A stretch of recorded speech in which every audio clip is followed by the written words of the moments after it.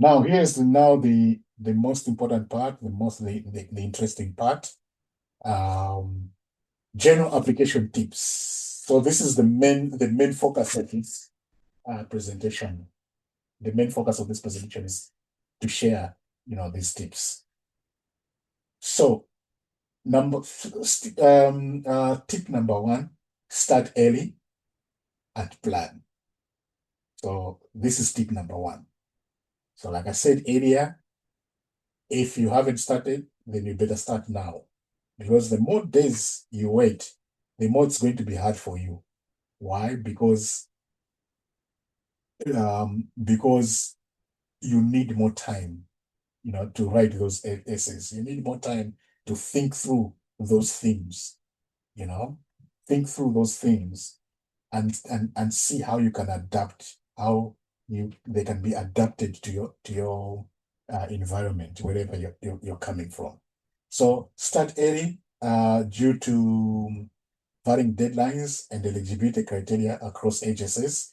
Another thing is that when you start late, you may find that sometimes you might be affected by the criteria, not necessarily from your application, the Commonwealth application, but sometimes you may be affected by the criteria from the nominating agencies. But because different agencies also have different criteria, different agencies also have different requirements, you know?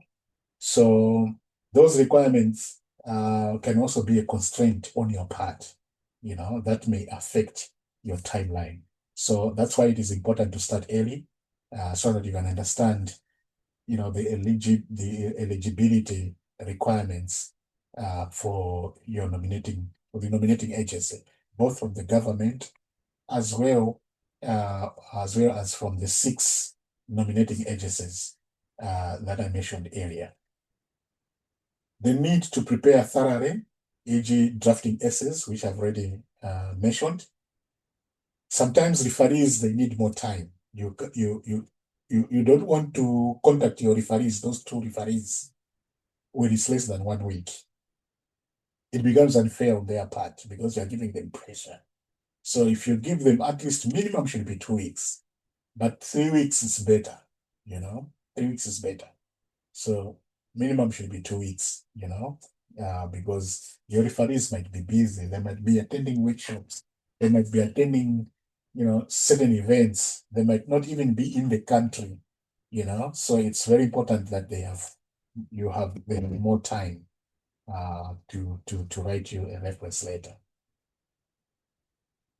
If you are applying for a PhD, starting early is even more critical because you need, number one, to write that proposal that we mentioned. After writing that proposal, you need to present it to your potential supervisor. When you reach the potential supervisor, you need to schedule a date if they're interested to discuss. Most of the times, it's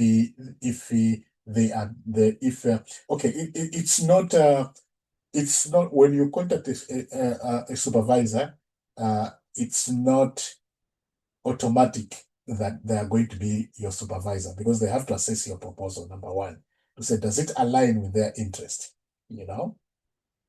And if it does, then they'll schedule a meeting with you and on a virtual meeting through Zoom or Teams to discuss the content of your scholarship. If they are convinced, it means they're going to write a letter of support, confirming that they're going to supervise your PhD research, subject to the application being accepted. You see, so if you're applying for PhD, it's even more critical than the masters because of that period where you have to contact your potential supervisor. And then make sure that when you're applying, I know these forms, they're so long, they are so long. But the good news is that when you start, you can save and continue tomorrow or the next time. You start where you left. And that's the cool thing about it. But they're so long, you know, they're so long. So sometimes some people they'll put more effort in one field and less effort in some sections of the application. This is one of the most common mistakes that people make. When people are tired or they don't understand the question, they'll just put two sentences, and then in other sections they'll put more text, into the field. It is important to make sure that you should ensure every part of the application is thoroughly completed. It's not just completed for the sake of completion, but it's thoroughly completed, because all those that will contribute to the score.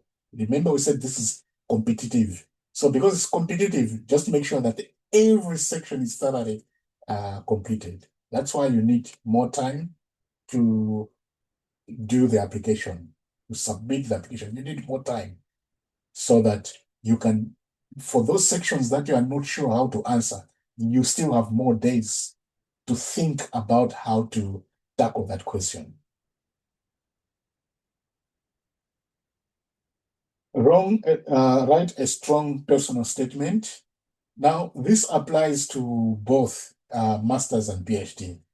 It's not just for PhD. It applies for masters and PhD. So when you're applying for masters, you will also be asked to submit a personal statement, you know. But because I've not done the masters, I've not applied for the masters itself. I don't know whether that personal statement is something that you write separately and then upload in the case of masters, or whether the statement you write within the form itself. I'm not sure. But for PhD, I remember you have to write separate as a statement. You have to write an essay as a separate document and then upload, you know? So what is it that is expected in this statement? You can see the text. I've put the text in red, because this is probably the most important part. Because when you get that part wrong, then forget it. You're not going to be selected. So there you need to make sure that you do your work thoroughly. Personal statement. What is in the personal statement? Academic excellence. So speak something about your academic background and how it aligns to the research that you want to do if you're doing PhD, how it aligns to the course that you want to take if you're doing a master's. Number two, development impact. It doesn't matter whether you are applying for PhD applications or master's applications, but you need to demonstrate the development impact, of what you want to study. What is it that you want to achieve? How is it going to help you impact? So we're saying, in the case of PhD applications, how does your research align with the development theme if you're doing a research? But if you're just a master's, you will not focus more on the research. You will focus more on the course itself. What that means is you have, because you've chosen the course that you want to apply for and you are applying for that course, you need to, before you settle for that course, you need to understand the content of that course, the modules that are within that course. What are the key modules that motivates you, right? So you need to mention them if you're applying for masters in terms of development impact. In terms of the development impact, what are the specific modules that are relevant to the development impact that you are envisaging to achieve? What are the specific modules? What the panelists are interested in is that they want you uh, to confirm to them that you know what you are doing. You are not just applying, you know the course that you're applying for. So it's not just that you are only interested in the course for whatever reasons, but you're interested in the course because it has got these, this is the list of modules that I'm specifically interested in that is going to help me, achieve the development impact that I'm looking for, that I'm looking to achieve. And then the final aspect, again, if you miss this one, there's a high chance that your application will not pass. This one is to do with the reasons for choosing the UK and the specific institutions. If you don't mention that, then your S is going to be weak. Whether it's PhD, whether it's master's, but your S is going to be weak if you don't mention why you have chosen that specific UK university, why you have chosen that course, why do you want to study in the UK in general. Okay, so that's what you need to do. So do some research. Do some research in terms of what people say about studying in the UK. Do some research about what people find more motivating about the course that you are taking. And what is it that you yourself find motivating, and try to bring that together and come up with your own way of explaining why you are choosing that specific course at that particular university in the UK, and why do you want to study in the UK generally. So that has to be there. If you are taking notes, make sure that you've highlighted that in your notes. If you're writing down what I'm explaining, just make sure that you have taken note of the importance of explaining why you are choosing the UK, the specific institutions, and the course that you're applying for. Make sure that you've taken note about the development impact, how you should align them with your research if you are doing PhD, or how you should align with the specific content of the course that you're applying for, the master's course that you're applying for.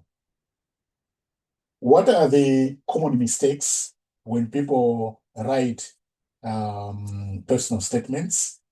Now, number one, the common mistakes are to do with vague impact statements. So make sure that sometimes you may have ideas, very, very, very good ideas, but those ideas are expressed vaguely. You have to be clear, clarity. I already spoke about clarity area.